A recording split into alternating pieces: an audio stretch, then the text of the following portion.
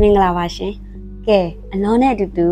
အိမ်မှာနေရင်လည်းရုပ်ရှင်ရုံကြီးကြီးတစ်ခုဖန်တီးလိုက်ကြရအောင်ရှင်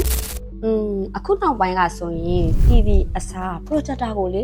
အသုံးပြုများလာတာကိုတွေ့ရတယ်ရှင်ကဲအကောင်းဆုံးဆိုမှကြိုက်နှစ်သက်တဲ့သူတွေအတွက်အကောင်းဆုံးသော projector နဲ့မိတ်ဆက်ပေးချင်ပါတယ်ရှင်အလောမိတ်ဆက်ပေးမှာက favorite C5 Pro projector ပဲဖြစ်ပါတယ်ရှင်ဒီ projector လေးကဆိုရင် Lumax အနေနဲ့19000ပါရှိပြီးတော့နေ့လည်နေ့ကင်းလည်းသုံးလို့ရသလိုညဘက်ဆိုရင်လည်းလက်မ300အထိချဲကြည့်လို့ရသေးတယ်ရှင်ဒီကောင်လေးကဆိုရင် Full HD ဖြစ်ပြီးတော့ 4K ဗီဒီယိုကိုလေလုံးဝကြည့်တောက်ရှင်လဲကြည့်လို့ရပါသေးတယ်ရှင်အနောလိုမျိုးရုပ်ရှင်ရုံသွားဖို့ကောင်းလေးမရှိဘူးဆိုတဲ့သူတွေအတွက်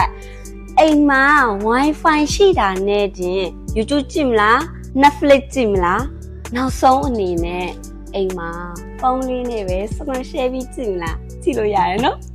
စပီကာပါပြီးသားဖြစ်တဲ့အတွက်ရုပ်ရှင်ကြည့်တဲ့အခါမှာရုပ်ရှင်ကြီးတဲ့ရောက်သွားတဲ့ခံစားချက်မျိုးကိုပိုင်ဆိုင်ရမှာဖြစ်ပါတယ်ရှင်ကဲ luxury ဆန်ပြီးတော့စမကြတဲ့ projector ကိုပိုင်ဆိုင်ခြင်းနဲ့ဆိုရင်တော့ခုချက်ချင်းဆက်သွယ်လို့မြန်လို့ရပါပြီရှင်